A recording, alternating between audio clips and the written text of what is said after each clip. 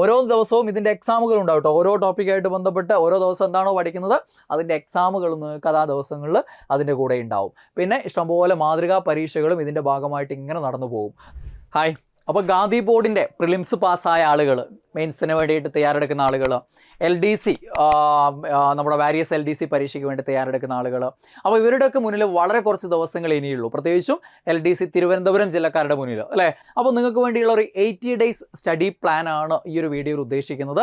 അതായത് തുടക്കം മുതൽ ഇനി അങ്ങോട്ടേക്കുള്ള എല്ലാ ദിവസങ്ങളും കൃത്യമായിട്ട് പ്രയോജനപ്പെടുത്തുകയാണെങ്കിൽ നമുക്ക് ഏതൊക്കെ വിഷയങ്ങൾക്ക് എത്ര വീതം ദിവസങ്ങൾ നീക്കി വെച്ചിട്ട് പഠിച്ചു പോകാം എന്നൊക്കെയുള്ളത് മനസ്സിലാക്കി. ഓരോ വിഷയത്തിൻ്റെയും വലിപ്പം നോക്കിയിട്ട് ഏകദേശം എത്രത്തോളം ദിവസങ്ങൾ നീക്കി വെക്കാം എന്നുള്ളതും, പിന്നെ ഒരു ഡെമോ സ്റ്റഡി പ്ലാനും, കുറച്ച് ദിവസത്തെ ഡെമോ സ്റ്റഡി പ്ലാനും ഉണ്ടാവും.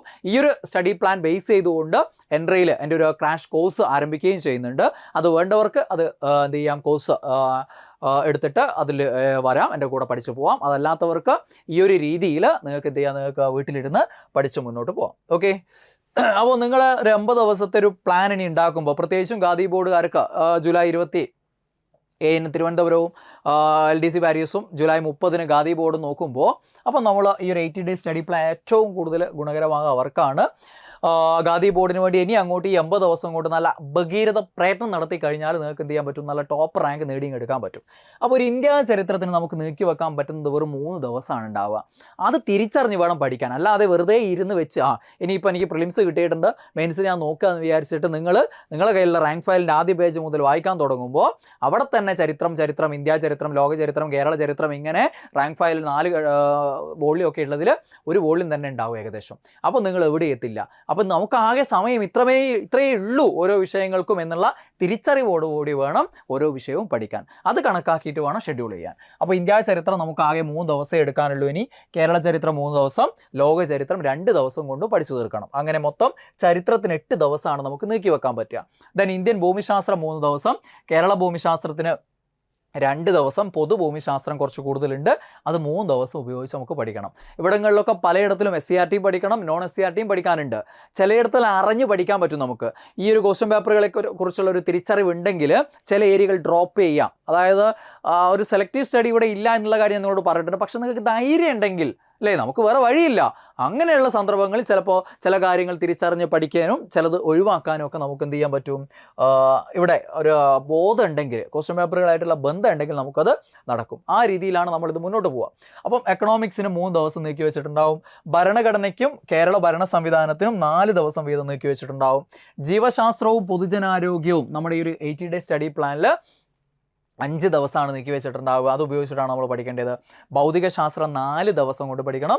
രസതന്ത്രം നമുക്ക് 3 ദിവസം കൊണ്ട് പഠിക്കണം. ഓരോ ടോപ്പിക്കിൻ്റെയും വലിപ്പവും കാര്യവും നമുക്ക് മാർക്കിനനുസരിച്ച് നീക്കി വെക്കാൻ പറ്റുന്ന ഒരു സമയവും അനുസരിച്ചാണിത് ക്രമീകരിച്ചിരിക്കുന്നത്. പിന്നെ കലയും സംസ്കാരവും കൂടെ 4 ദിവസം. കായികവും സാഹിത്യവും കുറച്ചുകൂടെ കൂടുതൽ പഠിക്കാനുണ്ട്, 3 അങ്ങനെ 6 ദിവസമായിട്ട് നീക്കി വെക്കണം. ദെൻ കമ്പ്യൂട്ടറിന് 3 ദിവസം നീക്കി വെക്കുക. സുപ്രധാന നിയമങ്ങൾക്ക് 4 ദിവസം നീക്കി വെക്കുക. ദെൻ ആനുകാലികത്തിന് 5 ദിവസം. ഇവിടെ പലരും ചിന്തിക്കുക ആനുകാലികം 20 മാർക്ക് 5 ദിവസം മതിയോ എന്നൊക്കെ ആയിരിക്കും ചിന്തിക്കുക. 5 ദിവസം കൊണ്ട് അവിടെ പഠിക്കേണ്ട കാര്യങ്ങൾ കൃത്യമായിട്ട് പഠിച്ചെടുക്കാൻ പറ്റുകയും ചെയ്യും. പക്ഷേ ഇവിടെ 20 മാർക്കിനിട്ട് വരികയില്ല. ബാക്കിയുള്ള എല്ലാ ഏരിയകളിലേക്കായിട്ട് കുറച്ച് മാർക്ക് അങ്ങ് ചെതറിപ്പോവുകയും ചെയ്യും. അങ്ങനെയാണ് ക്വസ്റ്റ്യൻ പേപ്പർ നോക്കിയാൽ നിങ്ങൾക്ക് കാണാൻ പറ്റുക. ഓക്കെ, ദെൻ ലഘുഗണിതവും മാനസിക ശേഷി പരിശോധനയും കൂടെ 8 ദിവസമാണ് നമുക്ക് കിട്ടുക. മാത്സും മെൻ്റൽ എബിലിറ്റിയും കൂടെ 12, 13, 25 ടോപ്പിക്കുകളുണ്ട്. അതിന് 8 ദിവസം കൊണ്ട് നമുക്ക് റിവൈസ് ചെയ്യണം. അപ്പം 2, 3 ടോപ്പിക്കുകളൊക്കെ ഓരോ ദിവസവും മാത്സിലത് നമുക്ക് പഠിക്കണം, അതിലുള്ള കണക്കുകൾ ചെയ്യണം. ഓക്കെ, ആ രീതിയിൽ മുന്നോട്ട് പോകണം. ദെൻ ഇംഗ്ലീഷ് 7 ദിവസം നീക്കി വെക്കാം. മലയാളത്തിന് എത്ര ദിവസം? 4 ദിവസവും നമുക്ക് നീക്കി വെക്കാൻ പറ്റും. ആ രീതിയിലാണ് 80 ദിവസത്തെ നമ്മളിതിൽ ക്രമീകരിച്ചിരിക്കുന്നത്. ഇതിനനുസരിച്ചാണ് ഞാൻ എൻ്റെ ഈ ക്രാഷ് ബാച്ചിൽ, നിങ്ങളുടെ ആ ഒരു ഗോൾഡ് ബാച്ചിൽ മെൻറ്റർഷിപ്പും കാര്യങ്ങളും സ്റ്റഡി പ്ലാനും ഒക്കെ നമ്മൾ കൊണ്ടുപോവുക. അപ്പോൾ ഇവിടെ നിങ്ങൾക്കറിയാം, ഇത്രയും വലിയൊരു സിലബസ് 80 ദിവസം കൊണ്ട് പഠിക്കാൻ ഇറങ്ങിത്തിരിക്കുക എന്ന് പറഞ്ഞു കഴിഞ്ഞാൽ അവിടെ നല്ല ഭഗീരഥ പ്രയത്നം നടത്താൻ തയ്യാറായിട്ടുള്ള, ഹാർഡ് വർക്ക് നടത്താൻ തയ്യാറായിട്ടുള്ള, ഈ പ്രിലിംസ് ഞാൻ എങ്ങനെയൊക്കെയോ പാസ്സായി അല്ലേ, അപ്പോൾ ഈ മെയിൻസ് ഞാൻ നേടി അടങ്ങൂ എന്നുള്ള അഭിവാഞ്ചയുള്ള ആളുകൾക്കാണ് ഇത് നടക്കുകയുള്ളൂ. കാരണം ഓരോ ദിവസവും നല്ല രീതിയിൽ പഠിക്കാനുണ്ടാവും. ഈ ഒരു ബാച്ച് ഇങ്ങനെയുള്ള ബാച്ചുകൾ സാധാരണഗതി ഞാൻ തുടങ്ങാറില്ല. ഈ തുടങ്ങാനുള്ള കാരണം എന്ന് പറഞ്ഞാൽ ഖാദി ബോർഡ് പ്രിലിംസിൻ്റെ സമയത്ത് ഒരു ഫ്രീ ക്ലാസ്, അതായത് 30 ദിവസത്തെ ഒരു 30 ഡേയ്സ് ഫ്രീ ക്ലാസ് ഞാൻ നമ്മുടെ റാങ്ക് മേക്കർ PSC ടിപ്സ് എന്ന ടെലഗ്രാം ചാനലിലൂടെ നടത്തിയിട്ടുണ്ടായിരുന്നു. അപ്പോൾ അതിൽ നിന്ന് ക്ലിയർ ആയിട്ടുള്ള എത്രയോ ആളുകളുണ്ട്, കുറേയധികം മെസ്സേജുകൾ, കുറേയധികം വോയിസ് ക്ലിപ്പുകളൊക്കെ ആയിട്ട് എനിക്ക് കിട്ടിയിട്ടുണ്ട്. സാർ അത് ഗുണമായി, ആ ഒരു സാധനം ആ സമയത്ത് കിട്ടിയതുകൊണ്ട് മാത്രമാണ് കിട്ടിയതെന്നൊക്കെ പറഞ്ഞിട്ടുണ്ട്. അതിൻ്റെ ഒരു ബ്ലൂ പ്രിൻറ്റ് ബേസ്ഡ് ക്ലാസ് കൊടുത്തിട്ടുണ്ടായിരുന്നു. അതുകൊണ്ട് തന്നെ ഈ ഒരു പ്രിലിംസ് പാസ്സായതിൽ വലിയൊരു ശതമാനം ആളുകൾ എൻ്റെയും നമ്മുടെ എൻട്രി ആപ്പിൻ്റെയും ഒക്കെ എന്താണ് ഫോളോ ചെയ്തിട്ടുള്ള ഫ്രീ ക്ലാസ്സുകളും അല്ലാത്ത ക്ലാസ്സുകളൊക്കെ ഫോളോ ചെയ്തിട്ടുള്ള ആളുകളുണ്ട്. അപ്പോൾ അവരുടെയൊക്കെ ഒരു നിർബന്ധത്തിന് വഴങ്ങിയിട്ട് കൂടിയാണ് നമ്മളിത് ഈ ഒരു ബാച്ച് സ്റ്റാർട്ട് ചെയ്യുന്നത്. അപ്പോൾ ഇതിൻ്റെ ഒരു പ്ലാനിൻ്റെ ഒരു ഡെമോ ഞാൻ കാണിച്ചു തരാം നിങ്ങൾക്ക്. ഒരു 10 ദിവസത്തെ ഡെമോ പ്ലാൻ ഞാൻ നിങ്ങൾക്ക് തരാം. ഇത്രയും പഠിക്കാനുണ്ടാവും എന്നുള്ള ബോധ്യത്തോടു കൂടി വേണം നിങ്ങൾ ഇറങ്ങിത്തിരിക്കാൻ. ഇനി നിങ്ങൾ സ്വന്തമായിട്ട് വീട്ടിലിരുന്ന് പഠിക്കുകയാണെങ്കിലും ഇത്രയും ഓരോ ദിവസവും പഠിച്ച് തീർത്തെങ്കിൽ മാത്രമാണ് നിങ്ങൾക്ക് ഈ 80 ദിവസം കൊണ്ട് പഠിക്കാൻ പറ്റുള്ളൂ. അല്ലാതെ ഒരു പ്ലാൻ ഉണ്ടാക്കാതെ നിങ്ങൾ ഈ എത്ര ദിവസം ഉണ്ടല്ലോ അതങ്ങ് തീർത്തുകളെ അവിടുന്ന് ഇവിടുന്ന് എനിക്ക് പറ്റുന്ന പഠിക്കാമെന്ന് വിചാരിച്ച് നിന്നാൽ നടക്കില്ല. ഒരു സ്റ്റഡി പ്ലാൻ ഉണ്ടാക്കിയിട്ട് എന്നെ ഇറങ്ങി തിരിച്ചാലാണ് ഈ 80 ദിവസം കൊണ്ട് എവിടെയെങ്കിലും എത്തുള്ളൂ. അല്ലെങ്കിൽ നിങ്ങൾ ഈ മഹാസമുദ്രത്തിൽ ഇങ്ങനെ തുഴഞ്ഞുകൊണ്ടേ ഇരിക്കലേ ഉള്ളൂ. ഒരു ഭാഗത്തേക്ക് നിങ്ങളെ തോണി അടുക്കൂല. വെറുതെ ഇങ്ങനെ നീതി തുടിക്കലേ ഉണ്ടാവുള്ളൂ.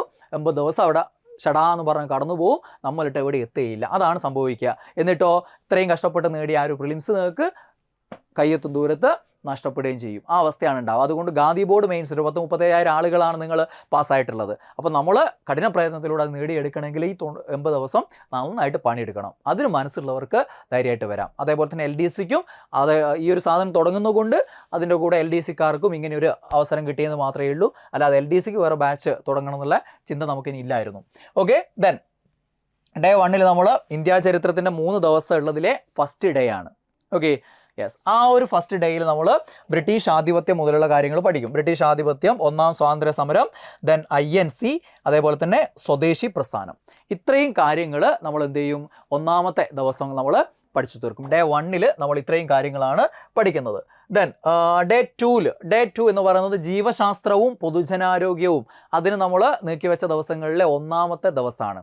ഓക്കെ, ആ ദിവസത്തിൽ നമ്മൾ രോഗങ്ങളും രോഗകാരികളും എന്ന ടോപ്പിക്ക് പഠിക്കും. അതേപോലെ തന്നെ ജീവകങ്ങളും ധാതുക്കളും അവയുടെ അപര്യാപ്തത രോഗങ്ങളും എന്നുള്ള ടോപ്പിക്ക് പഠിക്കും. ഓക്കെ, അതിൻ്റെ വീഡിയോ ക്ലാസ് ഉണ്ടാവും.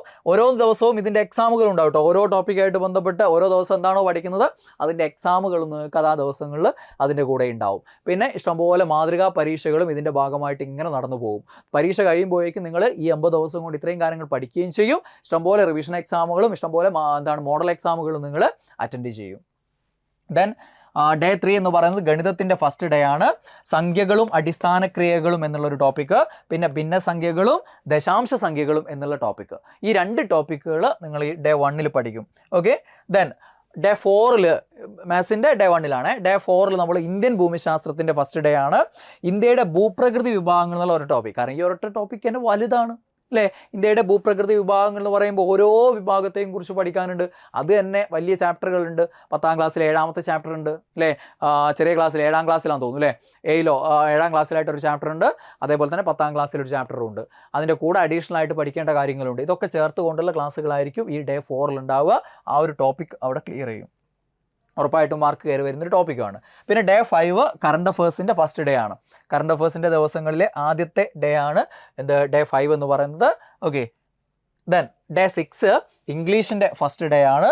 അവിടെ ടെൻസ് എന്നുള്ള ടോപ്പിക്ക് പഠിക്കും. അതോടൊപ്പം തന്നെ ടെൻസസ് ഇൻ കണ്ടീഷണൽ സെൻറ്റൻസ്, സിമ്പിളായിട്ടുള്ള സാധനങ്ങളാണ്.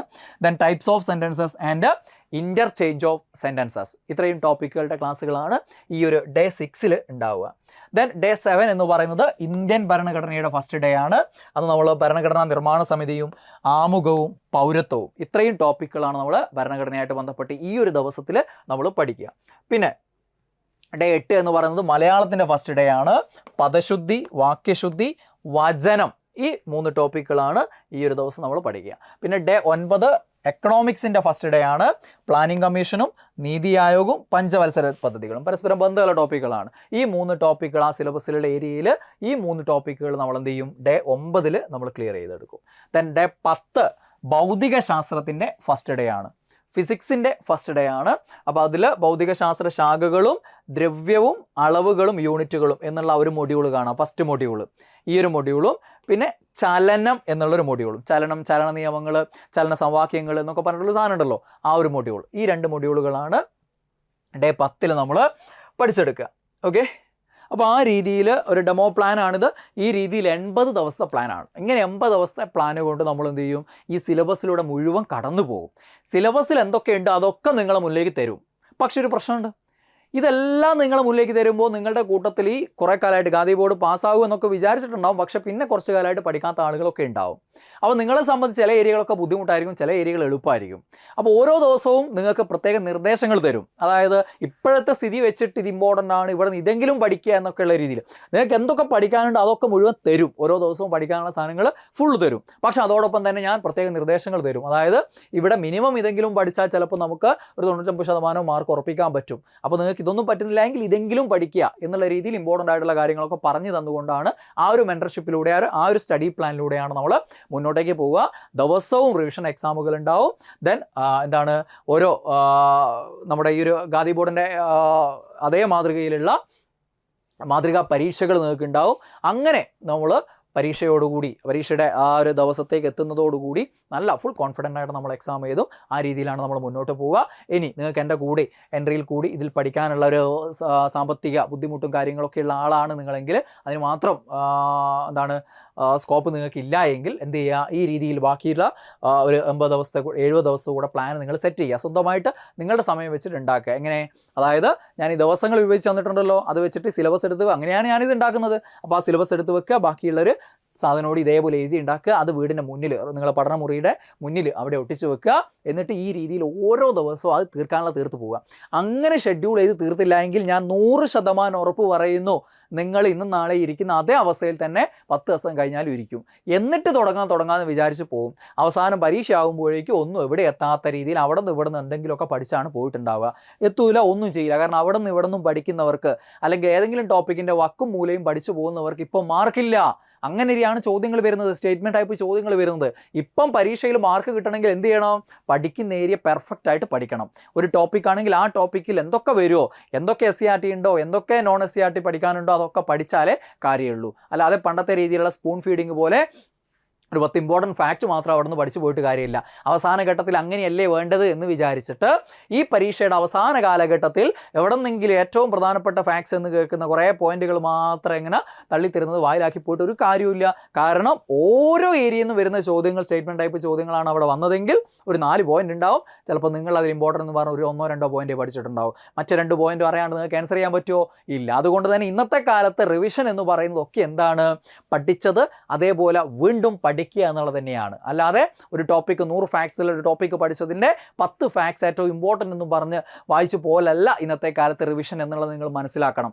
ആ രീതിയിൽ വേണം എന്ത് ചെയ്യാൻ, അപ്രോച്ച് ചെയ്യാൻ. അതുകൊണ്ട് ഈ സിലബസ് ഏരിയയെ ഇങ്ങനെ കണ്ടുകൊണ്ട് വിഭജിച്ചെടുത്തിട്ട് മുന്നോട്ട് പോയിട്ട് പഠിക്കണം. അത് നമ്മുടെ ബാച്ചിൽ വന്ന് പഠിക്കുകയാണെങ്കിൽ നിങ്ങൾക്ക് എന്ത് ചെയ്യാം, ഈ രീതിയിൽ ഓരോ ദിവസവും പഠിക്കാനുള്ള നിർദ്ദേശങ്ങളും കാര്യങ്ങളും ഞാൻ തരും. അതോടൊപ്പം നിങ്ങൾക്ക് വീഡിയോ ക്ലാസ്സുകൾ എല്ലാം സെറ്റ് ചെയ്ത് തന്നിട്ടുണ്ടാവും. പ്രത്യേക ഇടവേളകളിലിടയ്ക്ക് ഞാൻ ലൈവ് വരും, നിങ്ങളൊന്ന് മോട്ടിവേറ്റ് ചെയ്യാനും അതേപോലെ തന്നെ നിങ്ങളുടെ കാര്യങ്ങളൊക്കെ ഒന്ന് റിവ്യൂ ചെയ്യാനൊക്കെ ആയിട്ട് ലൈവ് വരും.